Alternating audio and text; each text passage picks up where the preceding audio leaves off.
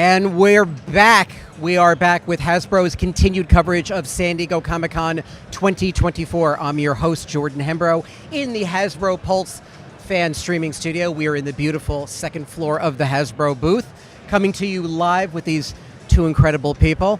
Well, do you like toy designers? You ever want to be a toy designer? You're going to want to tune in for this next interview. I am here with Eric Trainer from the Star Wars team and Dwight Stahl from the Marvel team. Two of Hasbro's best. How are you gentlemen today? It's two of their best. Yeah, two of our, that's great. I like the way this is starting. This is awesome. Yeah, doing really well. It's exciting to be here. I love always coming to Comic-Con. It's a lot of fun being here. Yeah, absolutely. Yeah. Now you guys are on the Hasbro design team. Yes. Star Wars and Marvel. Yep. And as I look through the booth and all the incredible merchandise and the reveals this weekend, there's a lot of Star Wars and there's a lot of Marvel. Are Yes, you guys there is. responsible for any of that or all of it? At least on the Black Series side, I'm responsible for pretty much all the Black Series figures down there. There are also other incredible designers that are here, like Chris. Yep. Chris is down in the booth. He does a lot of the retro and role play stuff. Then Emily couldn't be here, but she's vintage collection. Right, and we also met Hope the other day too. Yeah, and then Hope on marketing and Jing on marketing as well. They're all here. Yeah, and it's great to be able to have them all here to be able to talk to the fans. Dwight, tell me about you and Marvel. What's your offering down there? This year we're celebrating Death's Head, which is a great classic character that crossed over between Marvel and Transformers. Yep. And we're celebrating him for the first time for our exclusive for the show. And we brought a small sampling of our team down. We have our marketing, my partners Dan and Ryan, which you all know and love. And we brought a new face if you guys have a chance to come by. We brought our sculptor, Dan, who runs the sculpting department. This is his first time coming to one of the shows. Oh, fantastic. And it's great to get some new faces out here to see all this crazy love and that the fans bring to us every day. Oh, I absolutely love it. And this is just such a unique experience for people to join in, if you're joining in at home and everything. By the way, if you ask questions on the Hasbro Pulse YouTube channel, we can try and relay all those questions to the team over here too. This is just such a unique opportunity for folks and consumers and fans to go behind the scenes and sit with you guys for a few minutes to learn everything that happens sort of behind the scenes a little bit. So, I want to ask you, essentially, how'd you guys start your career in toy design? Just give me a brief overview. So I went to school at the University of Cincinnati. I studied industrial design. Yeah. And I had a really wide range of stuff that I worked on there. I worked on medical devices, toys, packaging design, and I kind of landed on toys. Yeah. As I graduated, I worked on character design, and that ended up being my focus, kind of. I was lucky enough, after I graduated in 2015, I applied. There's an opening on Marvel and on Star Wars. I applied, and I was lucky enough to get the interview and get the job.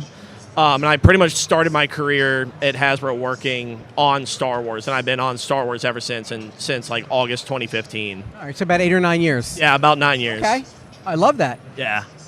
Dwight? I think it's I went to the University of Cincinnati as well. Yeah. Grew up in Cincinnati. Went to school, was in the wrong program, dropped out because I was spending a lot of my mom and dad's money. Yeah. And I really wasn't getting much back from it for them, so I felt bad. So I decided I needed to do some growing up. Dropped out of school for about 3 or 4 years. And then when I decided I wanted to be more than what I was able to deliver without it, I went back. I went to the dean of the College of Design, Art, Architecture, and Planning, DAP, which is a really big design college in UC. Sure. And I said, hey, this is who I am. I realized last time I was here, my grades were garbage. They weren't what it's. I go, but high school, all I loved to do was art. I feel like this is my place. And the dean's like, all right, we'll give you a chance. Come in, take the foundation, see how you do, and we'll go from there. So I took the studios my second freshman year. By the end of it, I loved it. I aced it all.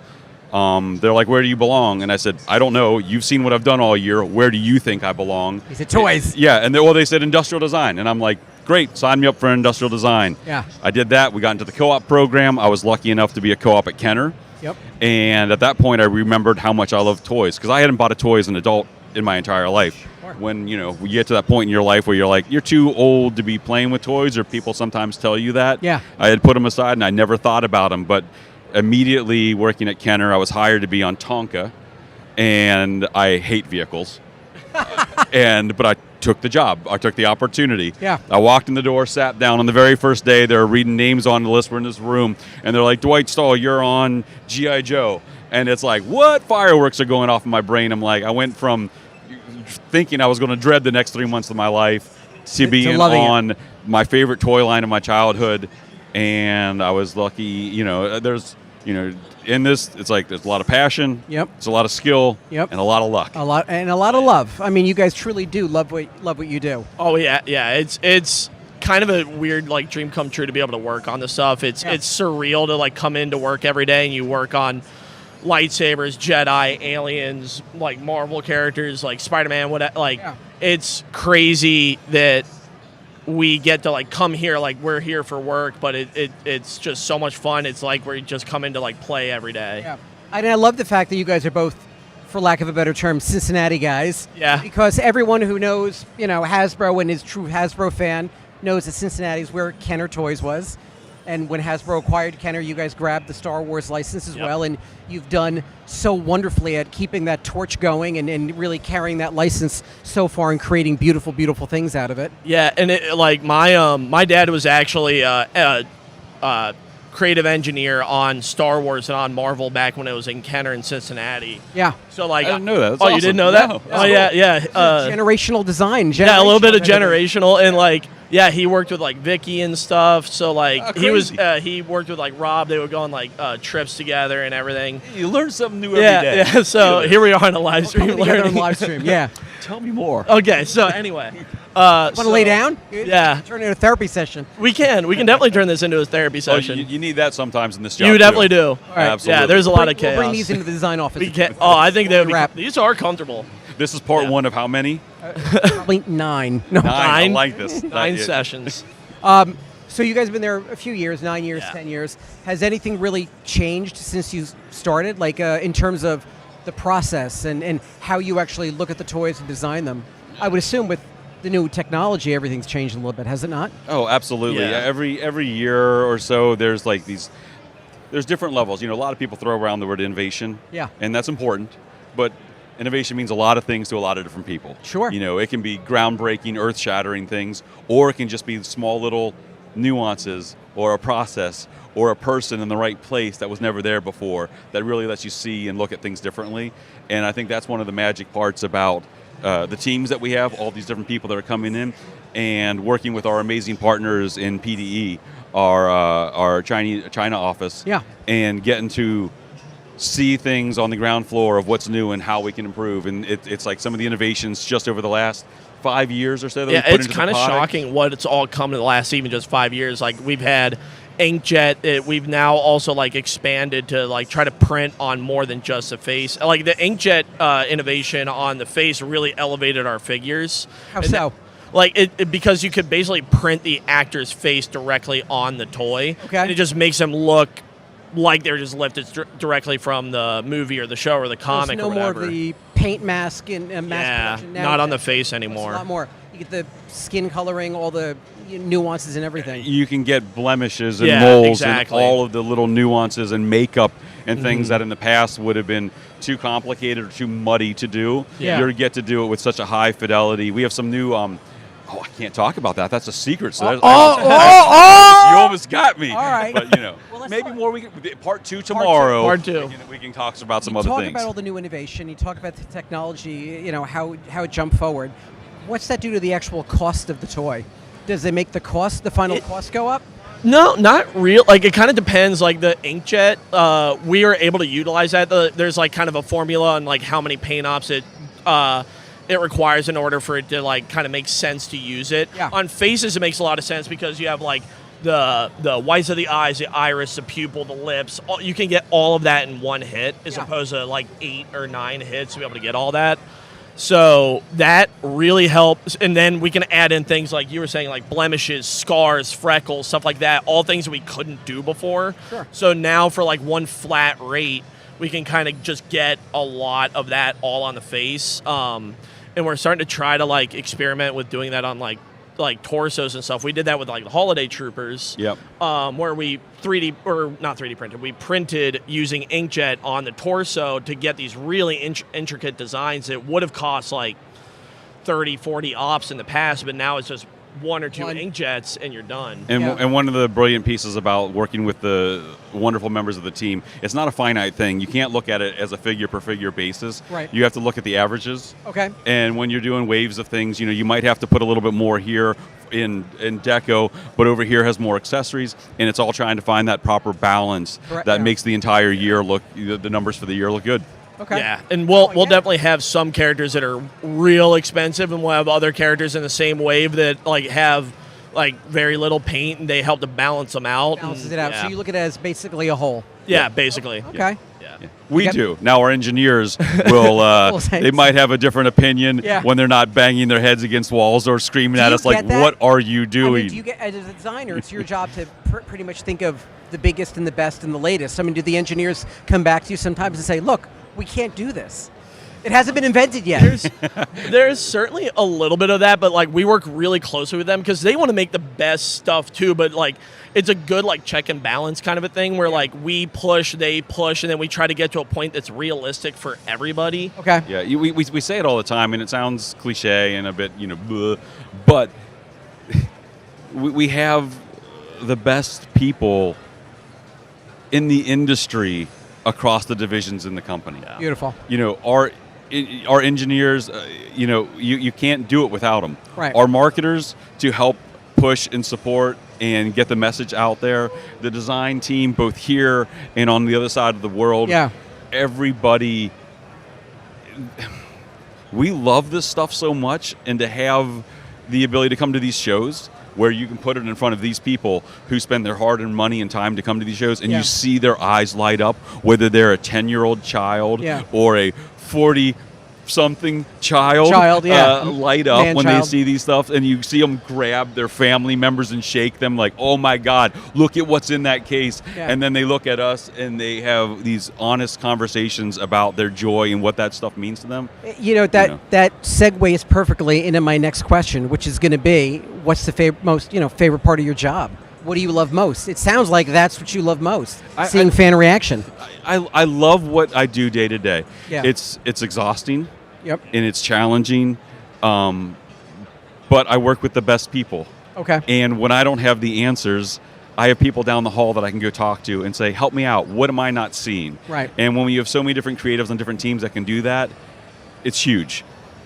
The joy I get from coming to these shows, though, however, is next level. Yeah. When you can... Just makes it all worth it. Yeah, man. It's like you can see in the eyes when these people are genuinely touched.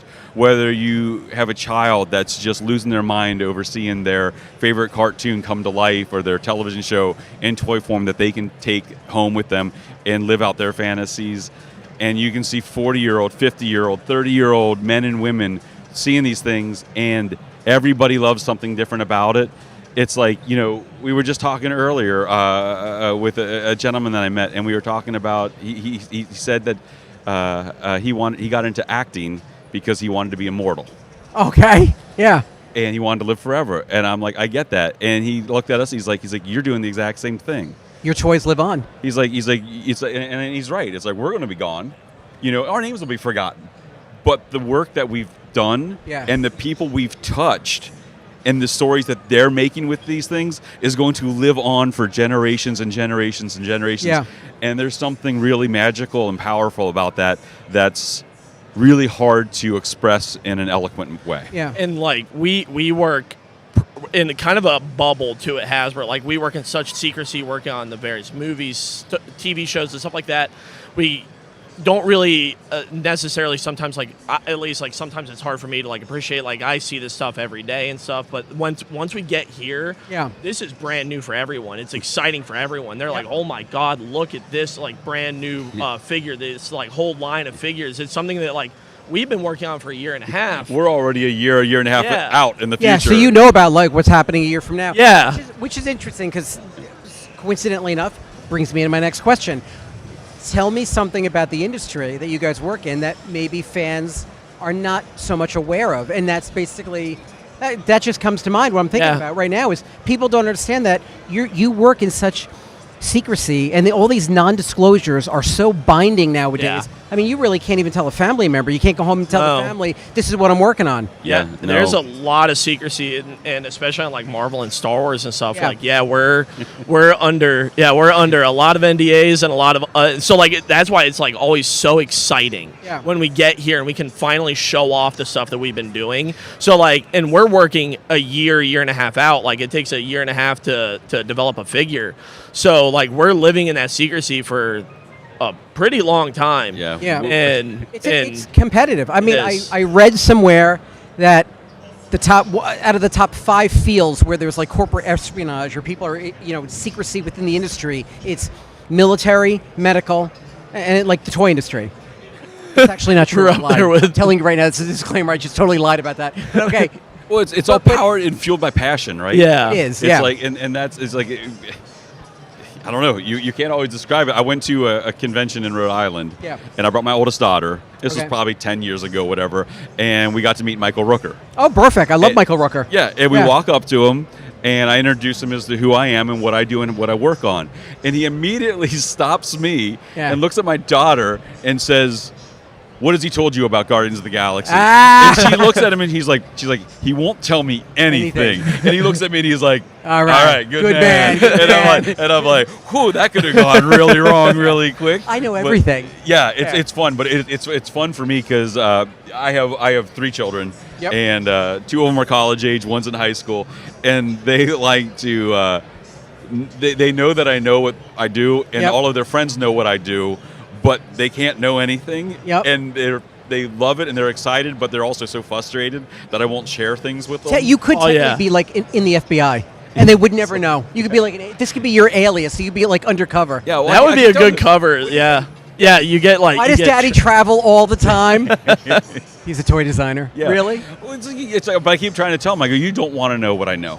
I go, Right. you don't want these things to be ruined. Yeah. You know, Yeah. and it's like I love my job. I'm professionally blessed, Absolutely. but having the surprise it comes like with the cost. Yeah. Yeah. It's 'Cause, like I haven't had a movie that I've been genuinely excited about that I love in the genres that I love for years, because they're always ruined Because you know. I have to read the scripts ahead of time, Right. or we get all of the reference ahead of time. Yeah. And you see these pictures and you're like, oh my God, this is going to be so freaking amazing. I can't say anything. And now I don't get to have that moment that all of you guys get to have when you sit down. Yeah. I have not seen Deadpool 3. I don't know much about Deadpool 3 Right. other than the limited resources that they gave us early on.